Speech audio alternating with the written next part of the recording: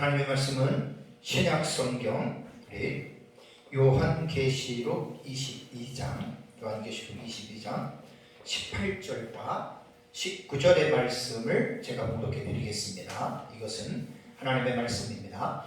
내가 이 두루마리의 예언의 말씀을 듣는 모든 사람에게 증언하노니 만일 누구든지 이것들 외에 더하면 하나님이 이 두루마리에 기록된 재앙들을 그에게 더하실 것이요 만일 누구든지 이 두루마리의 예언의 말씀에서 제하여 버리면 하나님이 이 두루마리에 기록된 생명나무와 및 거룩한 성의 참여함을 제하여 버리시리라. 아멘. 참으로 엄중한 말씀입니다. 계시록 22장 18절과 19절의 말씀은 지금 제가 그 요한계시록 시리즈에 대한 독법에 대한 시리즈를 17번째 시간이기 때문에 본문은 계속 이 본문으로 제가 택해서 이제 계속해서 여러분들에게 이제 말씀을 드렸습니다. 가끔 가다가 또 제가 22장 18절과 19절 말씀이 왜 중요한지, 하나님의 말씀에 대한 참된 의도를 알지 못하면, 왜곡하게 되면 정말 이 말씀을 우리가 무기로 사용할 수 있다라고 제가 몇 번이고 말씀을 드렸잖아요. 그래서 이 예언의 말씀을 제하거나 더하는 것은 요한계시록에 기록된 계시의 본질에서 더하거나 제하는 것에 대해서 교훈하는 것이지, 이 계시에 대한 해석에서 이 말을 적용하면 절대로 안 됩니다. 그래서 지금도 많은 사람들이 22장 18절과 19절의 말씀에 대한 의미를 모르고 해석에 대한 서로의 어떤 차이점에 대해서 이 말씀을 가지고 자기와 다른 상대를 위해서 이제 무기로 사용을 하고 있다라고 하는 것은 상당히 본문의 의미를 이제 왜곡한 결과에 나타나는 것이라고 이제 말씀을 제가 드리겠습니다. 지난주에는 제가 요한계시록을 어떻게 읽어야 하는지에 대한 요한계시록 독법에서 신학적 읽기에 대해서 제가 말씀을 드렸습니다. 신학적 읽기 그러면 성도들이 생각할 때 신학이라고 하는 이 용어를 되게 어렵게 생각하는데, 신학이라고 하는 용어가 어렵게 뭐가 있습니까? 하나님에 대한 학문입니다. 그러니까 하나님을 알려고 하는 그 공부가 그게 신학이거든요. 그래서 지난주에도 말씀을 드렸지만 조나단 에드워즈는 성도들에게 무엇을 강조했냐면, 여러분들은 평생 동안 신학을 공부하십시오. 그러니까 하나님에 대해서 평생 동안 알아가라는 거예요. 그래서 이 신학이라고 하는 용어는 절대로 어려울 수가 없는 용어고, 이러한 용어들을 그냥 유치원 아이들부터 자연스럽게 교회는 이것을 가르쳐줘야 됩니다. 교회가 이제 이러한 용어를 안 가르치기 시작하면 목사님 무슨 신학을 얘기라고 그래요? 우리가 이게 신학교도 아닌데, 그것은 뭐냐면 교인들의 지식의 수준을 상당히 낮춰놨기 때문에 그런 말이 나옵니다. 그래서 신학도 제가 지난주에 4가지 신학에 대해서 말씀을 드렸어요. 이제 크게는 신학은 4가지의 파트로 구분한다 그랬죠. 근데 이 4가지의 파트는 3가지를 이론 신학이라고 그러고 1가지를 실천 신학이라고 그런다 그랬죠. 자, 이론 신학은 3가지에 뭐가 있냐면 주경 신학. 목사님 또 어렵네요. 주경 신학이 뭐예요? 주경이라는 뜻은 무슨 뜻이라 그랬죠? 주경 신학을 성경 해석학, 또 이렇게 제가 여러분들에게 이제 주석학 이렇게 이제 풀이로 말씀을 제가 드렸는데, 주경이나 주석이나 해석이나 다 같은 말이에요. 성경에 기록된 단어를 풀이해 주는 거예요. 그러니까 우리가 지금 성경을 읽을 때 창세기부터 계시록까지 우리가 성경을 읽으면서 단어를 읽잖아요. 문장을 읽잖아요. 근데 어떤 거는 읽어도 단어가 어려워요. 문장의 내용이 어려워요. 그럼 어떻게 해야 되죠? 그것을 단어를 풀어서 해석하는 것이 주경이라고도 그러고 주석이라고도 그러고 이것을 해석이라고도 합니다.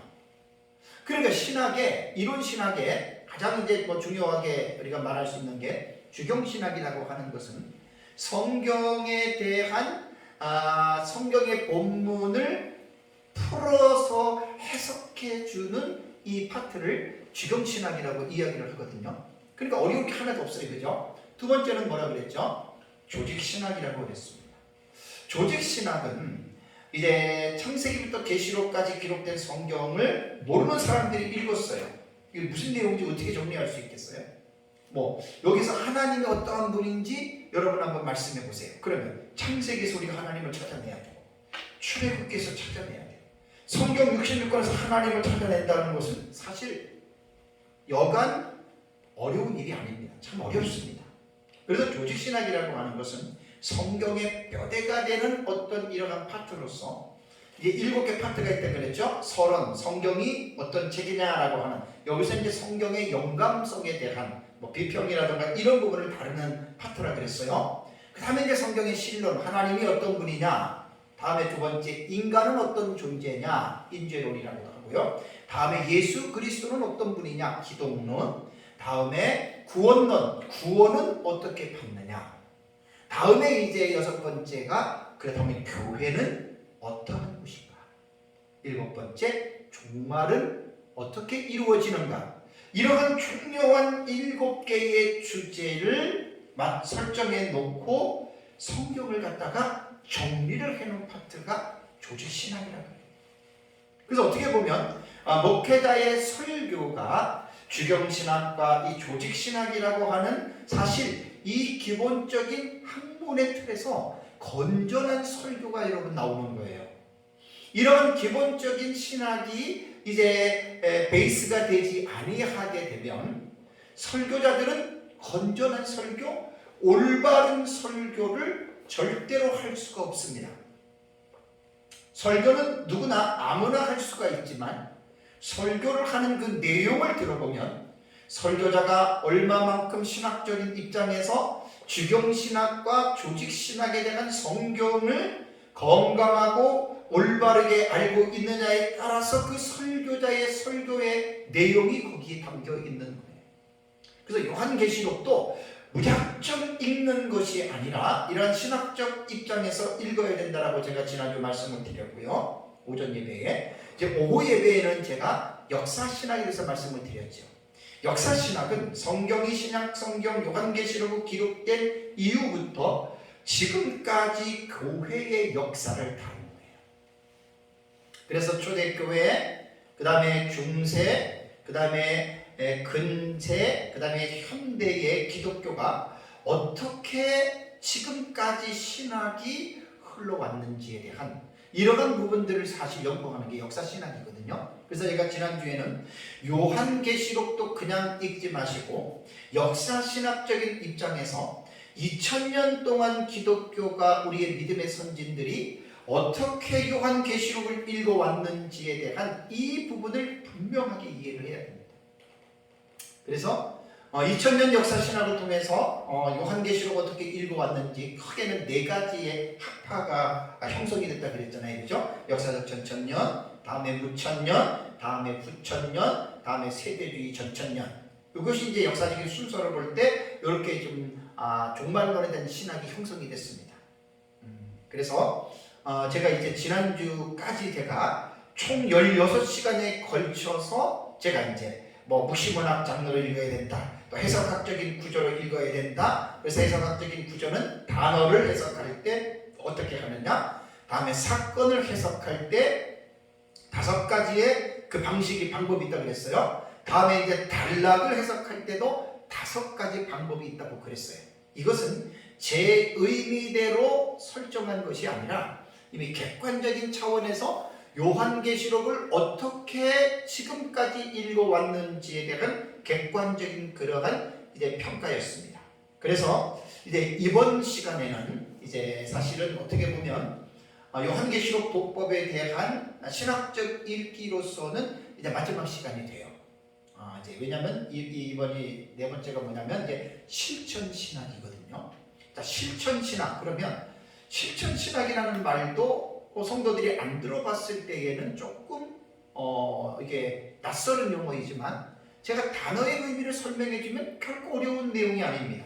자, 실천신학이라고 하는 말은 그렇습니다. 앞에서 제가 이제 지난주에 설교한 이론신학이라고 그랬어요. 주경신학, 조직신학, 역사신학. 그 내용을 기반으로 해서, 그 내용을 기초로 해서 이제 목회자가 목회 현장에서 필요한 부분들을 구체적으로 활용하기 위해서 만들어진 과목들이 있습니다.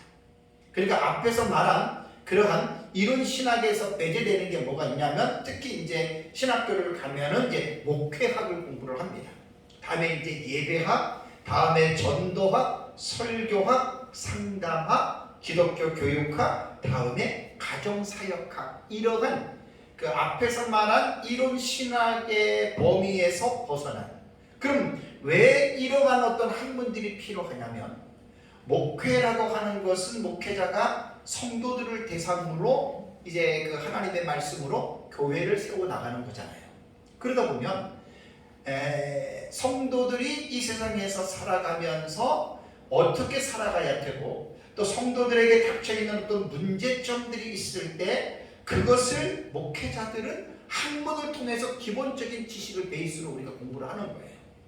그래서 실천신학이라고 하는 것은 바로 이제 목회 현장에서 이제 그 어떤 그 필요한 어떤 과목들을 공부를 해서 이제 성도들을 좀 더 올바르게 양육하고 가르치기 위한 그러한 한 분야라고 보시면 여러분 됩니다. 이제 현대 사회가 다양하게 변화가 되죠. 우리가 상상할 수 없는 속도로 이 현대 사회는 속도가 상당히 빠릅니다. 그 다양하게 변화되는 이 사회 속에서 우리가 알지 못하는 개념들, 우리가 알지 못하는 어떤 그러한 삶의 어떤 형태들이 쑥쑥쑥 불쑥불쑥 튀어나오기 시작합니다. 뭐 예를 들자면 뭐 질병 같은 경우도 우리 흔한 한 20년 전부터 조류 독감이라고 하는 그런 거 있잖아요. 그다음에 메르스, 또 짐승으로부터 오는 사스, 이런 것들. 그다음에 이제 코로나 바이러스 같은 이런 것들도 있고, 여러 가지 우리가 상상할 수 없는 일들이 이전에는 우리가 겪어보지 못했던, 그러면서도 갑작스러운 일들이 다양하게 다변화하는 우리의 삶 속에서 여러 가지 일들이 이제 일어납니다. 그럴 때 목회자는 하나님의 말씀을 가르치지만, 하나님의 말씀을 가르치면서 이 세상에 살아가고 있는 성도들의 삶에 대해서 구체적으로 목회자는 교육을 할 필요가 있습니다. 자, 한 가지 예를 들어볼까요? 결혼을 한 부부가 임신이 되지 않으면 어떻게 되죠? 옛날 같으면 그냥 운명적으로 그냥 그렇게 살았습니다. 근데 현대는 어떻죠? 과학 문명이 발달된 현대는 어떻습니까? 이 사실을 해결하는 기술이 도입이 됐어요. 그것이 바로 인공수정이라고 합니다. 사람이 수정을 시키는 거예요. 정자와 난자를 수정을 시켜서 이제 아이를 낳을 수 있게 되었죠. 그러니까 인공수정의 그 방법은 보통 보통 4가지 정도를 우리가 들 수가 있는데, 약제를 복용해서 인공수정을 하는 방법이 있다 그러고요. 2번째는 체내 수정을 통해서 합니다. 다음에 3번째는 체외 수정인 배아 이식, 이것이 바로 시험관 악입니다. 이런 것들을 통해서 지금 아이를 갖고 있어요. 다음에 4번째는 정자와 난자를 추출해서 수정을 하는데 곧바로 하지 않고 어떻게 해요? 냉동을 시키는 경우가 있어요. 여러분, 지금 이 인공수정이라고 하는 이것을 우리 이전에 산업사회라든가 그 농경사회에서 과연 이러한 것을 상상이나 했겠습니까? 그렇지만 우리가 살고 있는 현 시대에는 이러한 일들이 지금 이루어지고 있다는 거예요. 그래서 인공수정을 하는 사람들을 보면 합법적인 부부 간에 대체적으로 하지만 비배우자 간에도 이루어질 수 있습니다. 부부가 아닌 가운데서도 이루어질 수가 있고, 또 하나는 대리모를 통해서 인공수정을 해서 아이를 낳게 됩니다. 또 하나는 인공자궁을 만들어서 여자가 자궁에서 이 배아를 착상시키지 못하는 경우에는 인공자궁을 만들어서 하는 경우가 있습니다. 일본인 어떤 방송인 중에 사유리라고 하는 여자가 결혼하지 않고 일본에서 시험관 그 정자를 자기 속에 체내 수정을 해가지고 아이를 낳잖아요, 그죠? 이게 현실이에요. 사실 인공수정에 대해서는 신학적으로나 윤리적으로나 심각한 문제점을 안고 있는데 이 부분에 대해서는 제가 지금 말하지 않겠습니다. 오늘 설교의 주요한 포인트가 아니기 때문에. 자, 그렇다면 이제 제가 왜 이 예를 들었냐면 구약 성경과 신약 성경이 기록될 당시에 주전 주후 1세기까지 사도 요한이 이런 생각을 할 수 있었을까요? 베드로가 이런 생각을 할 수 있었을까요? 다니엘이나 이사야가 인공수정에 대한 이런 생각을 할 수 있었을까요? 전혀죠. 감히 그 시대 사람들은 상상을 할 수 없는 그러한 일이었는데 우리 시대에는 이것이 지금 현실적으로 나타나고 있다라고 하는 사실입니다. 그래서 우리 시대에 살고 있는 이 시대에 우리가 살고 있는 문명사회 속에서 우리는 이전에 알지 못했던 어떤 새로운 파트에 나타나는 이러한 일들에 대해서 하나님을 믿는 하나님의 자녀들은 어떻게 대처해야 될까라고 하는 이것이 바로 실천신학 분야에서 계속해서 끊임없이 공부해야 되고 또 새로운 과목이 만들어지고 이제 이렇게 해야 된다라고 하는 이런 사실입니다. 그렇다면 왜 제가 요한계시록을 실천신학으로 읽어야 하는지에 대해서 여러분들에게 말씀을 드리려고 하는 이유가 있습니다. 그것은 요한계시록에 보면은 요한 당시에 보았던 그 사실을 기록을 했어요. 근데 요한이 보았던 그 당시 현재의 사건만 기록한 것이 아니라 요한계시록 1장 19절을 보면은 장차 될 일들을 기록하라 그랬잖아요. 그죠? 그럼 장차 될 일들이라고 하는 말은 이 미래적인 시점에서 일어나는 사건들입니다. 그러니까 미래적인 시점에서 일어나는 이 사건들은 말 그대로 현재를 넘어선 그런 시간적인 개념이거든요. 미래가 1년이 될 수도 있고 10년이 될 수도 있고 100년이 될 수도 있고 1000년이 될 수도 있어요. 가까운 어떤 시간이라고 할 것 같으면 어떤 문화와 문명에 대한 어떤 차이는 별로 없겠지만 10년이면 강산이 변한다라고 하는 옛말이 있어요. 더군다나 100년 아니 1000년이라고 하는 이 긴 시간은 문명적인 입장에서 볼 때는 상상을 초월할 수밖에 없는 그런 현상들이 여러분 나타나게 됩니다. 그래서 제가 이 요한계시록에서 실천신학적으로 요한계시록을 읽어야 된다라고 하는 이 부분에서 가장 제가 중요하게 말씀드리고 싶은 이야기는 뭐냐면 장차 이루어질 미래에 이루어지는 사건을 사도 요한 당시에는 본 거예요. 자, 그러니까 요한계시록을 1장부터 22장까지 보면은 요한이 내가 보았다라고 하는 에이돈이라고 하는 동사를 67번 정도 썼습니다. 물론 요한계시록 연구하면 에이돈이 67번 나왔다는 게 아니에요. 그러니까 동사가 생략된 문장인데 제가 볼 때는 동사는 생략됐지만 요한이 그 상황을 보았다라고 하는 내가 보았다 에이돈이라고 하는 단어도 나오고 또 하나는 아쿠사라고 하는 말은 내가 들었다 아쿠오 듣다라는 말이거든요. 이것도 제가 이렇게 계산을 해보니까 통계를 내보니까 이것도 67번이에요. 그러니까 주후 96년경 사도 요한이 pat모섬에서 예수 그리스도의 계시를 천사를 통해서 자기가 보고 자기가 들었던 그 상황들을 기록한 것이 요한계시록인데 이 계시록에 기록된 이 사실은 어떻게 우리가 이해를 해야 될까요? 그냥 그 사실을 확실하게 본 것이 아니라 그냥 대충 하나님이 요한에게 보여주실 것이다. 혹시 여러분들은 그렇게 생각하시나요? 저는 그렇게 보지 않습니다. 대다수의 신학자들이 거의 다 모든 사람들이 요한계시록에 예를 들어서 예수님의 재림 그러면 예수님의 재림의 실제적인 상황을 요한이 본 거예요. 그렇다면 지금까지 예수님 재림 안 했어요. 그럼 요한이 주후 96년경에 요한계시록을 봤어요. 예수님의 재림하신 모습을 봤어요. 자, 예를 들어서 예수님의 재림이 2100년에, 이거는 뭐 가정이에요. 일어난다고 생각해 봅시다.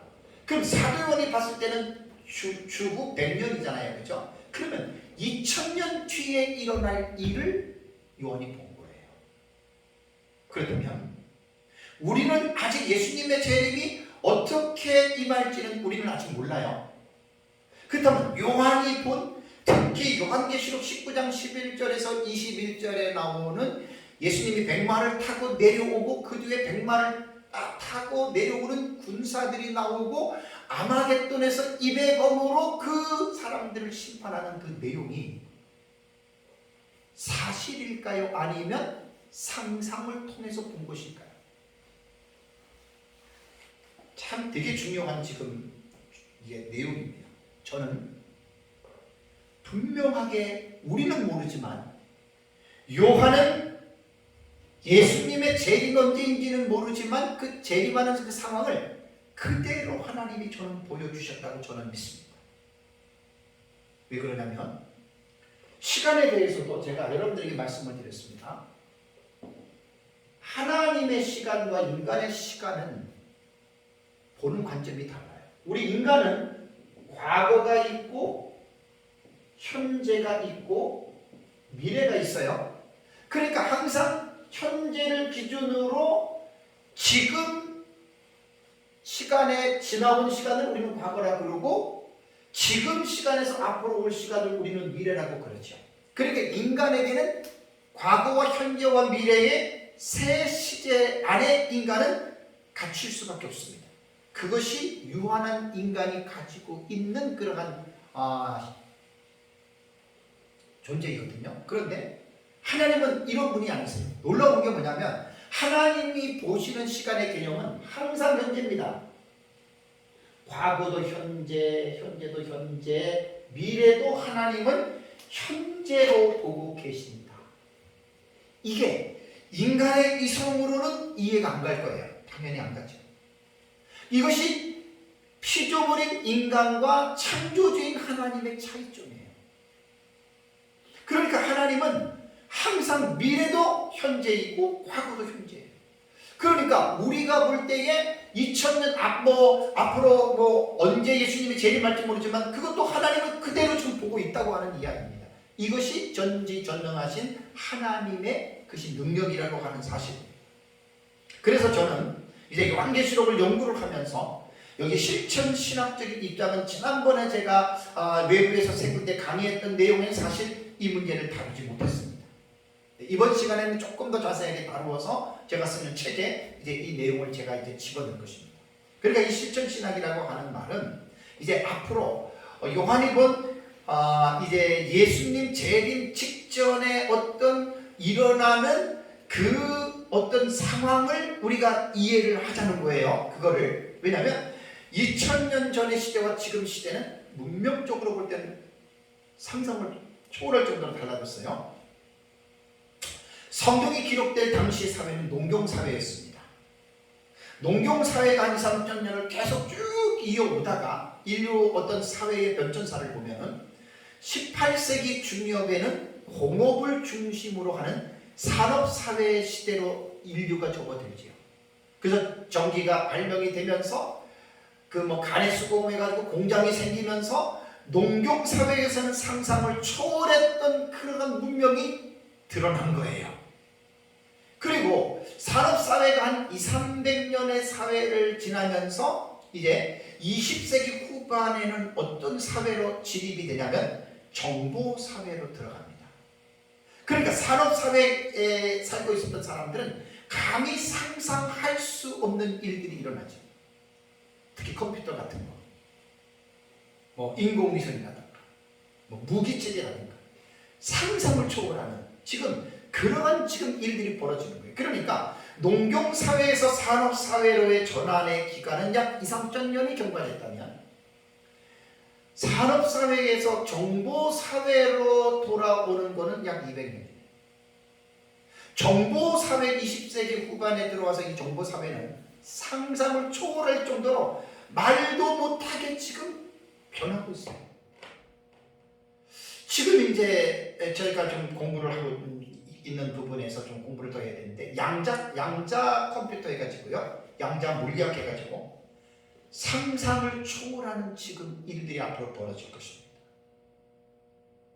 이건 뭐 제가 좀 지식이 부족해서 말로 형용을 못하는데 지금까지 어떤 전도사님 얘기를 들어봤더니 뭐 지금까지 예를 들어서 뭐 한 100년, 200년 동안에 걸쳐서 계산해야 될 이러한 어떤 내용들이 양자 컴퓨터가 이제 곧 개발이 돼서 하게 되면 불과 뭐 몇 분도 안 돼서 그 계산을 끝내버린다. 그러니까 지금 감히 상상을 못하는 거예요. 농경 사회 시대에서 전기 개발을 해가지고 증기 기관차가 다니면서 생각해보세요. 상상이나 했겠어요? 그러니까 이거는 상상할 수 없는 그러한 지금 인류 문명이 급속히 지금 발전되어져 가고 있다라고 하는 사실입니다. 그렇다면 사도 요한 당시에 주후 100년이죠. 96년경에 현대 정보 사회에서 사용되는 하이테크의 문명을 상상했겠습니까? 하이테크라고 하는 말은요, 항공 우주, 인공지능, 생명공학 기술, 컴퓨터 소프트웨어, 그 다음에 전기공학, 나노기술, 핵물리학, 로봇공학, 원거리 통신 등으로 분류가 됩니다. 상상조차 할 수 없었던 것 아닙니까? 사도 요한 당시에는. 근데 우리는 지금 이러한 하이테크 문명 시대에 우리가 좀 살고 있어요. 우리 후손들은.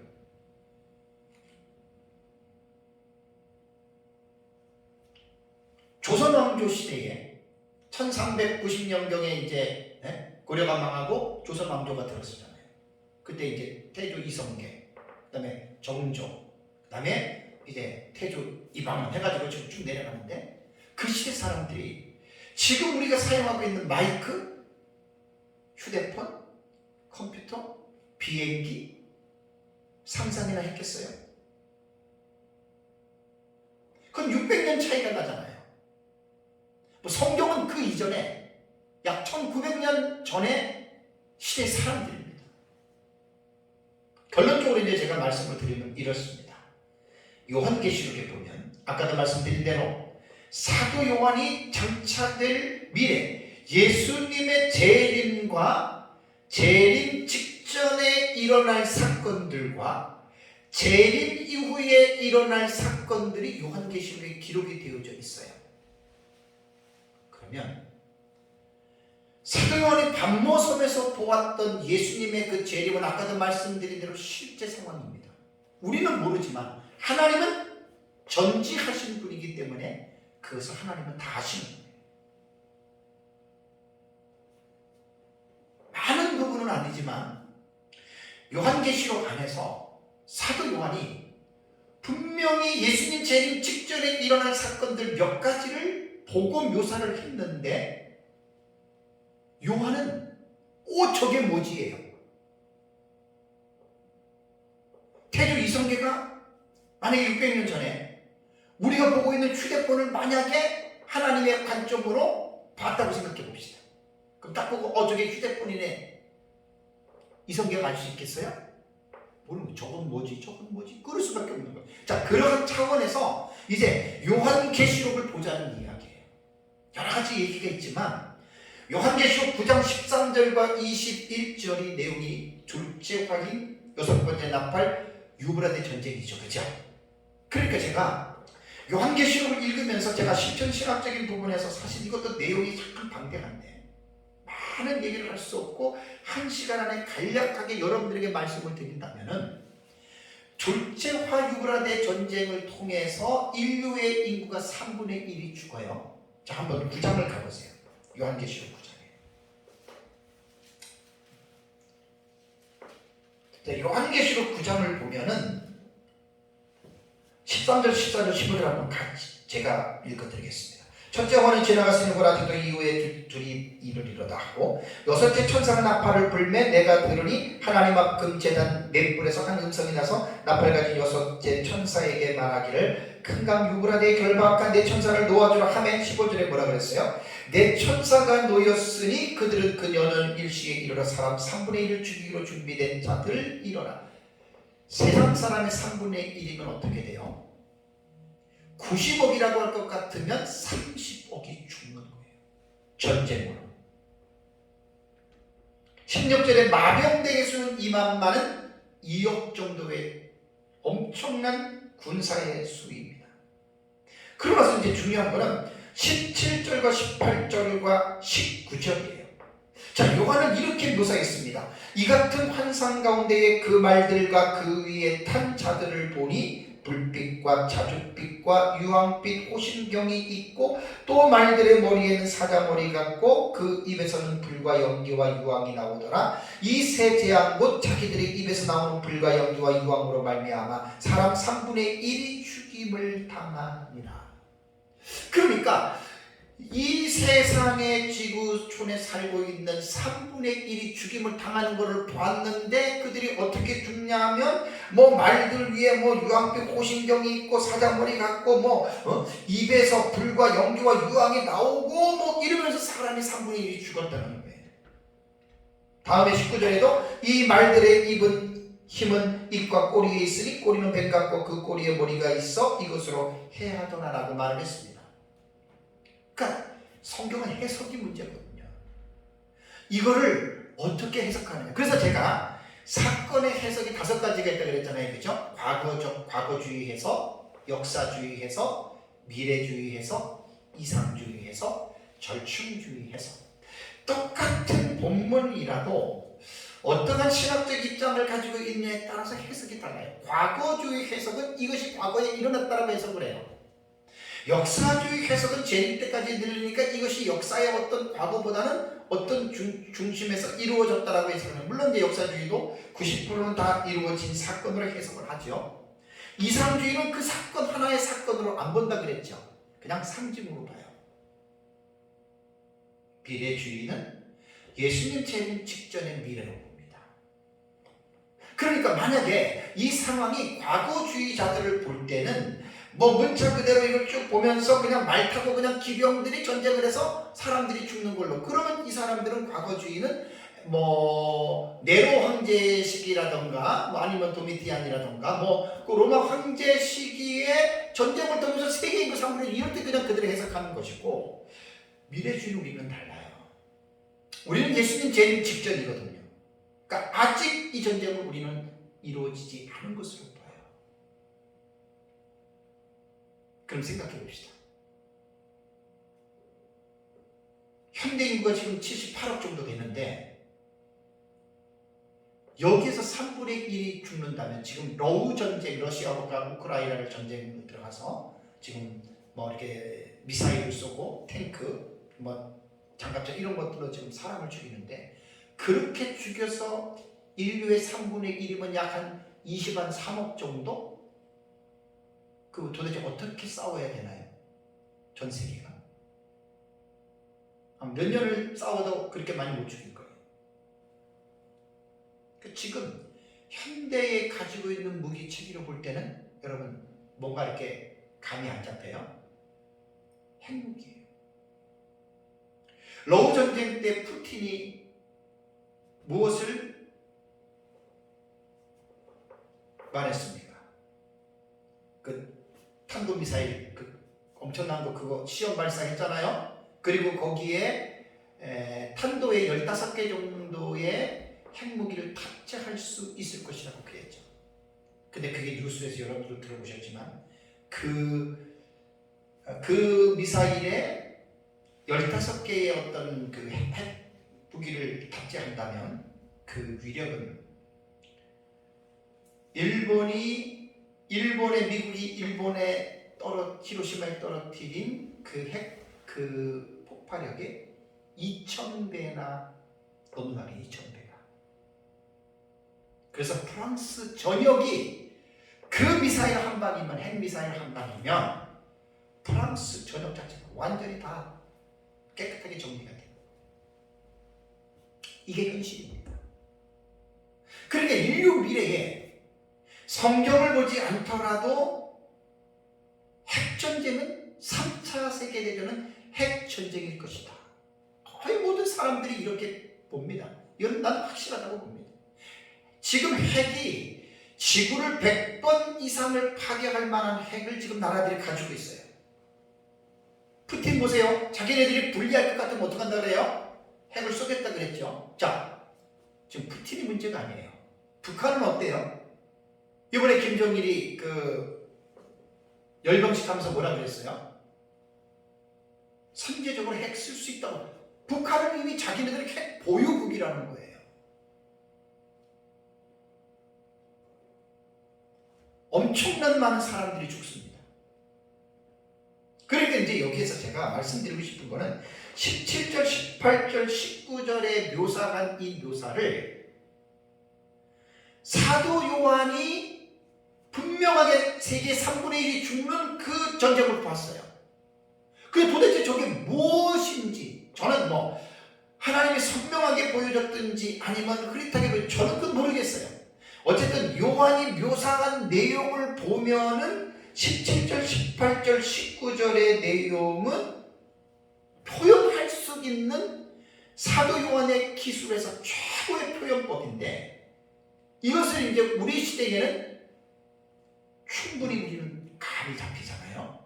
그래서 지금 현대적 무기들을 여러분 현대적 무기 체계로 볼 때 대륙간 탄도미사일을 ICBM이라고 그러죠. ICBM.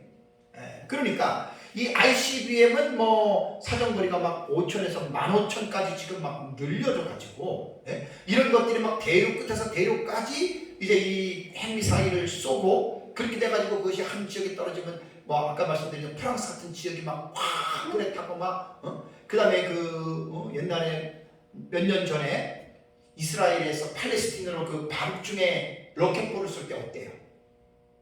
밤에 그냥 불만 그냥 마치 어떤 입에서 꼬리에서 뭔가 막 휙 나가는 그냥 불 그런 것만 보였죠, 그죠? 그냥 마지막 때에 핵전쟁은 바로 그런 전쟁이에요. 그래서 이제 우리 역사적 전쟁 입장에서 이 부분은 우리 문자적으로 해석을 합니다. 다만 사도 요한이 저것은 스커트 미사일, 저것은 ICBM이고 저것은 핵뭐고 뭐 이것을 알지 못 지식이 없어서 알지 못해서 표현을 못했을 뿐이고 나타나는 현상만을 가지고 사도 요한은 이것을 이제 기록을 했다라고 하는 사실입니다. 자, 이러한 차원에서 요한계시록을 실천신학적으로 읽어야 된다라고 하는 말은 뭐냐면 사도 요한이 인류 미래에 일어날 사건을 분명하게 봤는데도 그 이름을 모르고 그것을 알지 못해 써놨던 것들을 우리는 요한계시록을 이제 이 실천신학적인 입장에서 읽어내면서 이거를 우리는 사실은 발견해내야 된다라고 하는 사실입니다. 그러니까 하나님의 말씀을 올바르게 이해하기 위해서 목회자들은 실천신학적인 입장에서 이제 군사적인 부분, 정치적인 부분, 그 다음에 가정적인 부분, 경제적인 부분 이러한 모든 부분들을 사실은 이제 공부를 해야 된다는 거예요. 성경에 보면 이제 기근에 대한 문제가 나오고 뭐 적그리스도가 나오고 그 다음에 뭐 매매할 때에 뭐 이런 여러 가지 문제들이 나오잖아요. 그 다음에 계시록 13장을 가보세요. 계시록 13장 14절과 15절을 보면 짐승 앞에서 받은 바 이적을 행함으로 땅에 거하는 자들을 미혹하여 땅에 거하는 자들에게 이르기를 칼에 사마였다가 살아난 짐승으로 의 우상을 만들라라고 거짓 선지자가 이야기를 하고 15절을 보니까 그가 권세를 받아 그 짐승의 우상에게 생기를 주어 그 짐승의 우상으로 말하게 하고 그랬죠. 그렇다면 여러분 보세요. 짐승의 우상을 만들었어요. 우상은 생명이 없어요. 그런데 그 우상에게 권세를 주어서 그 짐승의 우상이 말하게 한다. 그러면 이때는 예수님 재림 직접 마지막 때거든요. 사도 요한이 보았어요. 그 본 사실의 환상을 기록한 것이 13장. 그 사도 요한은 지금 이 시대에 일어나는 상황들을 보고도 조금 전에 말씀드린 대로 대륙간 탄도미사일 ICBM을 쏘았는데 이름을 모르니까 뭐가 입에서 뭐가 나가고 꼬리에서 뭐 불빛이 있다. 그렇게 할 수밖에 없었다는 거예요. 그 불빛이 유황불빛 같은 그렇게 표현할 수밖에 없었다는 거예요. 자, 그럼 이것도 마찬가지예요. 우상이 있는데 우상이 거짓 선지자라고 하는 땅에서 올라온 그 짐승이 그에게 생명을 주고 우상이 사람처럼 말한다. 요한은 그것밖에 말할 수밖에 없었어요. 근데 우리 시대는 어때요? 지금 4차 산업혁명 시대잖아요. 4차 산업시대라고 하는 말은요, 여러분 참 중요합니다. 제가 이게 시간이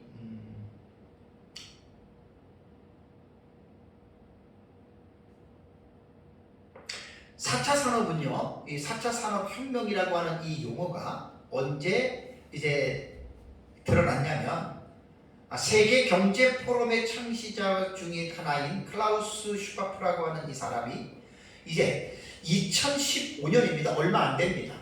지금 한 7년 정도밖에 안 됩니다. 2015년에 어떤 그 포린 어페어의 기고글을 통해서 주장했어요.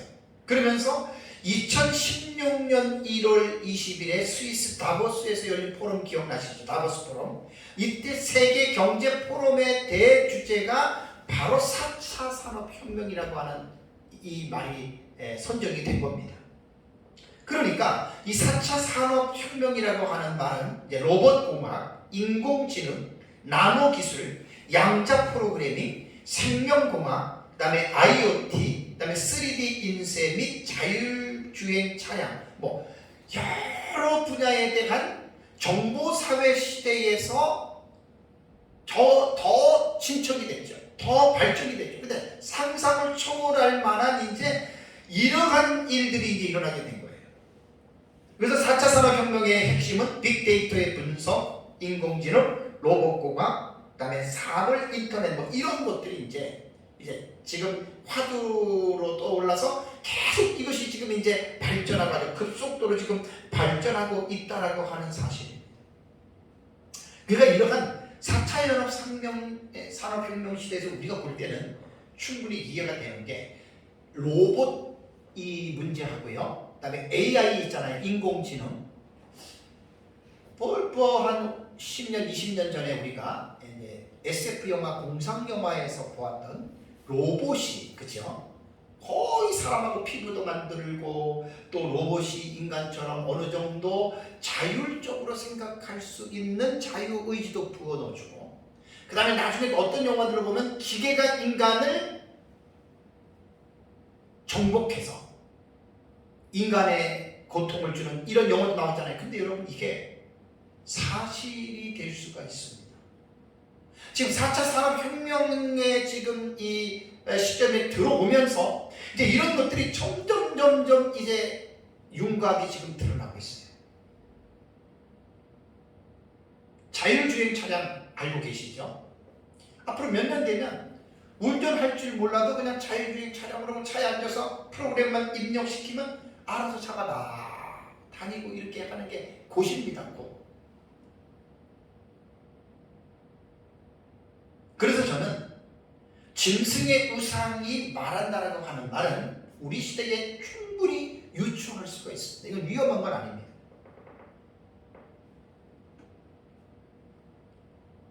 로봇이 고차원의 인공지능을 가진 로봇이 이제는 사람의 역할을 그 이상을 충분히 감당할 수가 있어요.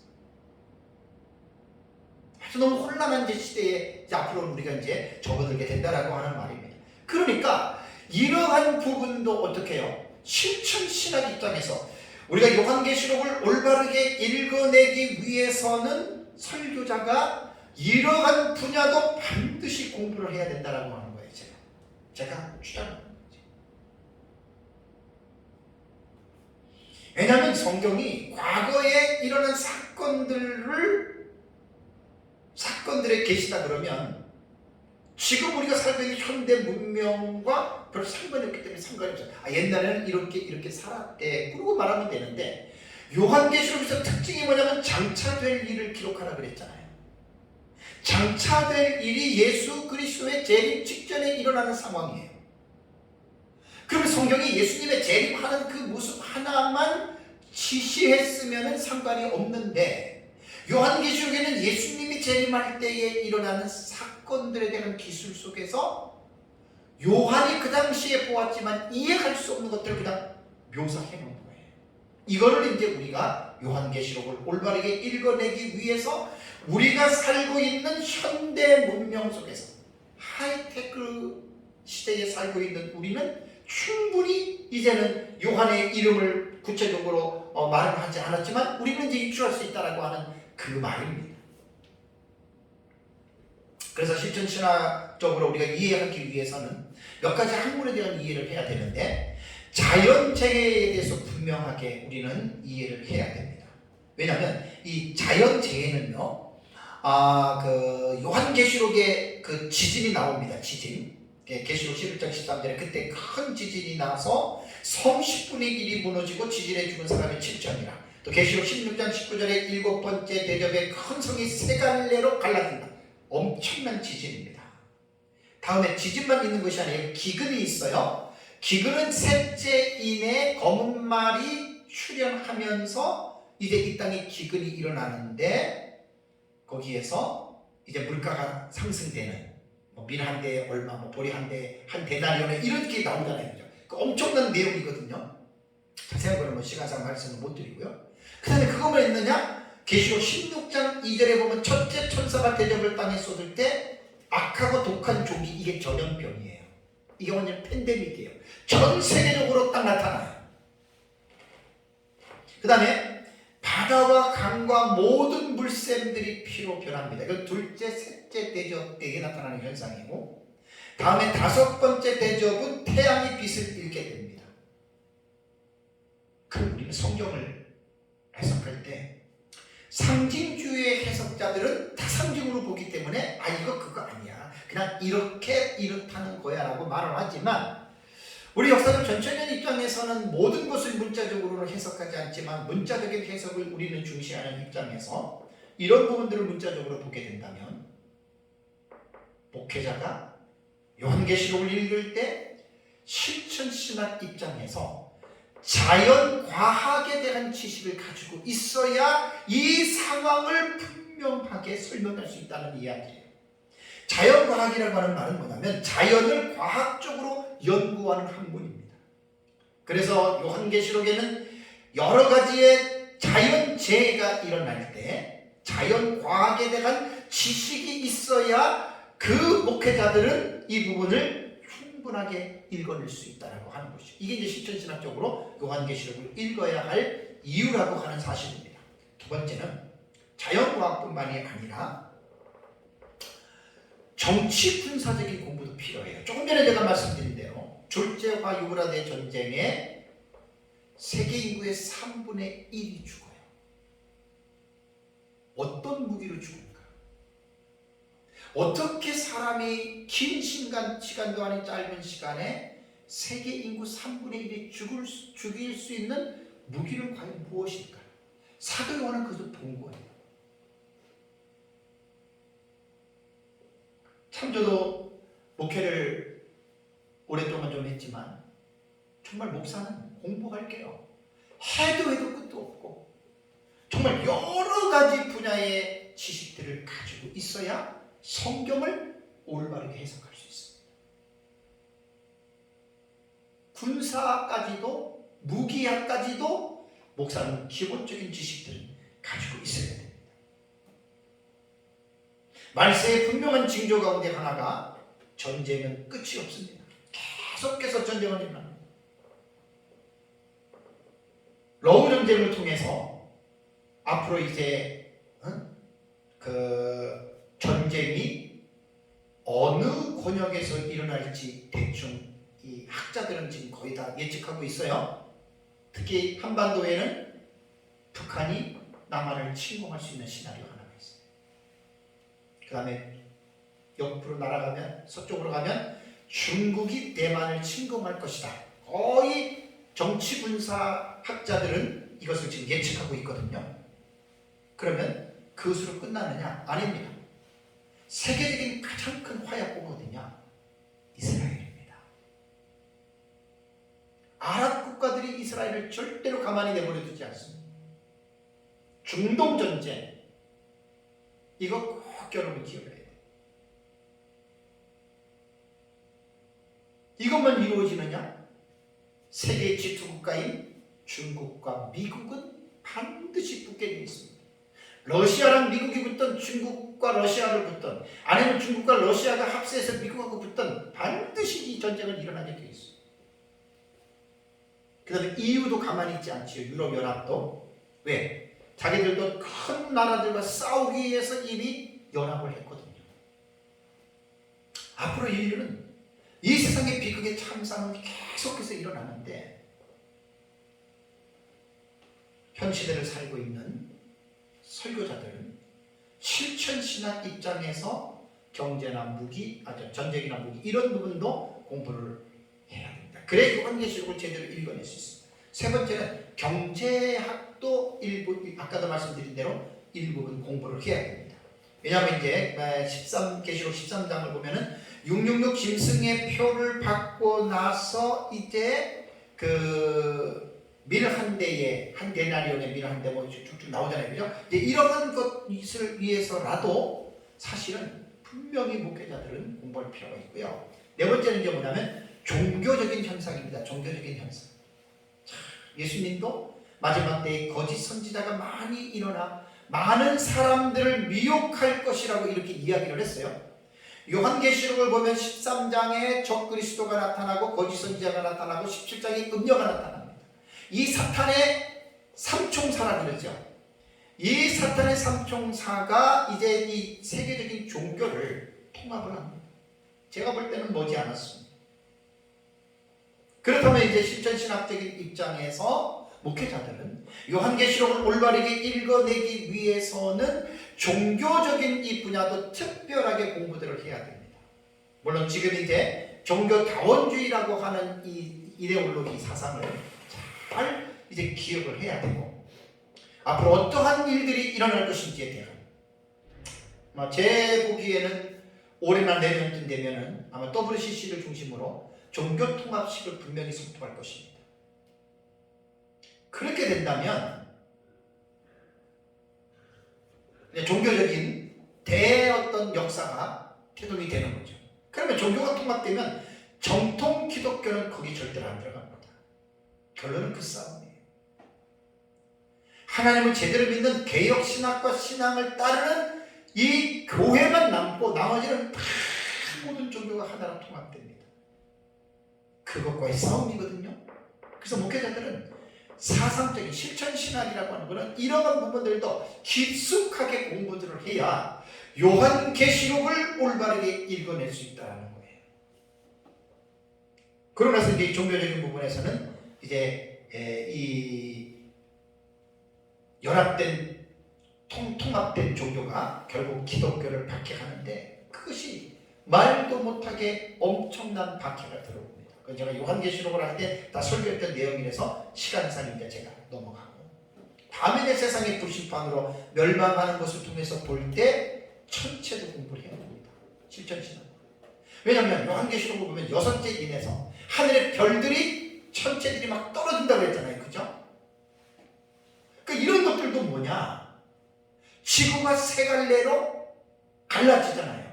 그래서 제가 7번째 대접 그때 설교할 때 지구 그림을 놓고 내핵과 외핵과 그 다음에 그 지구의 그 겉표면이라던가 그걸 여러분들에게 말씀을 드렸잖아요. 그런 지식들이 기본적으로 있어요. 지구의 가장 그 가운데에 있는 지점이 약 6,500km 정도를 들어가요. 그러니까 6,500km 정도 되는 거. 그 안에 내핵 속에는 약 태양열과 맞먹는 6,000도 이상의 뜨거운 열기가 있어요. 그것이 세 갈래로 갈라지면 어떻게 되겠어요? 외핵 속에 있는 용암, 마그마 물질들이 지구를 불태워버리는 거예요. 사랑하는 성도 여러분, 요한계시록을 실천신학적으로 읽어야 한다라고 하는 저의 주장은 지금까지 오늘 17시간째 계속 이 부분을 제가 강조해왔던, 많은 사람들이 요한계시록을 읽어요. 기본 선행 학습인 기본적인 지식을 공부하지 않고 읽는 사람들은 거의 대부분이 몰라요. 읽어도 몰라요. 계속 읽어도 몰라요. 특별하게 뭐 신학자들이나 이제 목회자들 가운데에 이제 그런 어떤 이 기본 지식 없이 막 이거에서 어느 정도는 할 수 있어도 웬만한 사람들은요, 이거 힘듭니다. 신학자들도 힘들어요. 그래서 요한계시록을 제대로 읽기 위해서 우리는 기본적인 지식이 필요하다라고 제가 지금 17시간째 설교를 한 거예요. 그래서 이번 시간까지 사실 신학적 읽기가 주경신학, 조직신학, 역사신학, 실천신학, 이게 여기서 마치는 거예요. 이제요. 2월 17일에 제가 KPM 선교사님들을 대상으로 준 강의를 90분 한 내용을 이제 우리 교회에서는 17시간째 지금 설교를 합니다. 그냥 무조건 읽는다고 요한계시록 깨달을 수 없습니다. 1장에서 5장 정도까지는 그냥 스토리는 이해할 수 있겠죠. 21장, 22장 스토리는 이해할 수가 있어도 6장부터 시작되는 20장까지의 내용들은 참 어려워요. 그래서 2000년 기독교 교회가 어떻게 요한계시록을 읽어왔느냐, 사실 그것을 지금 17시간을 제가 지금 설교를 한 거예요. 그렇다고 해서 요한계시록을 우리가 다 이해할 수 있느냐? 아니죠. 그러한 기본적인 지식을 습득한 후에 그리고 이제 요한계시록을 공부하자는 이야기예요. 제 얘기. 그러니까 어떤 워밍업 없이 곧바로 그냥 요한계시록에 들어가서 그냥 요한계시록 첫째 흰 말은 뭐고 붉은 말은 뭐고 검은 말은 뭐고 청황색 말은 뭐고 14만 4천이 뭐고 이렇게들 하지 말자는, 제가 하나님 앞에서 양심껏 말씀드린 것은 그렇습니다. 전천년이든 무천년이든 세대주의든 후천년이든 그거는 여러분들이 어떤 학자들인지 간에 여러분들이 그냥 믿는 자유예요. 그것까지 구속할 수는 없어요.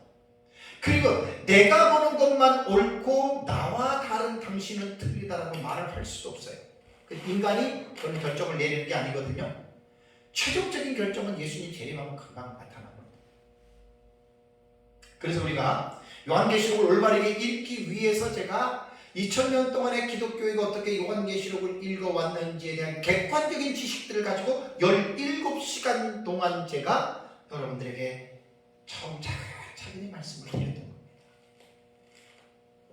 네, 이 내용이 제가 지금 쓰고 있는 책에 하늘에 요한계시록 도표책의 1부에 이제 이 내용이 들어갈 거예요. 지금 원고만 해도 한 150페이지 이상이 되는데 200페이지도 충분히 쓸 수 있고, 근데 어떻게 쓸지는 제가 양은 나중에 이제 결정을 하려고 합니다. 이제 이렇게 내용이 지금 된 거예요. 이것은 꼭 목회자들만 이렇게 해야 된다는 법은 없어요. 일반 성도들도 공부해야 됩니다. 조나단 에드워즈가 성도들에게 여러분들은 죽을 때까지 신학을 공부하십시오라고 권면했던 것이 저도 여러분 에드워즈와 똑같습니다. 꼭 신학교만 가서 공부한다고 신학하는 게 아니에요. 신학교는 책을 읽는 거예요. 교수님들을 통해서 좋은 어떤 책들을 읽고 공부하고 연구하는 건데 왜 성도들이 못해요? 할 수 있죠. 좋은 멘토 만나서, 좋은 선생 만나서 이런 책을 읽으세요, 이런 책을 읽으세요. 그러면 결국 그게 신학이라지 특별히 신학교만 간다고 해서 신학을 공부하는 것입니까?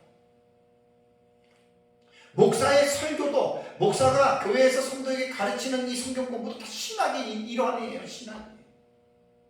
그래서 꼭 목회자만 이렇게 되는 것이 아니라 일반 성도들도 동일하게 이런 관점을 가지고 요한계시록을 읽어야 요한계시록이 어떠한 것인지 알 수 있다라고 하는 생각입니다. 그러니까 이번 시간까지 17시간 동안에 제가 이제 모든 것들을 했고, 오후 예배 시간에는 총 정리하는 차원에서 이제 목회론적 읽기, 이거는 제가 3월 초쯤에 제가 설교 시간에 좀 했던 내용인데 다시 한번 마지막으로 하고 이제 요한계시록 독법은 마치려고 합니다. 어쨌든 성령의 감동으로 잘 기억하셔서 이제 요한계시록에 대한 이 부분을 잘 이해하고 또 우리가 요한계시록을 잘 읽어서 또 믿음으로 승리하는 삶을 사시기를 주님의 이름으로 축복합니다.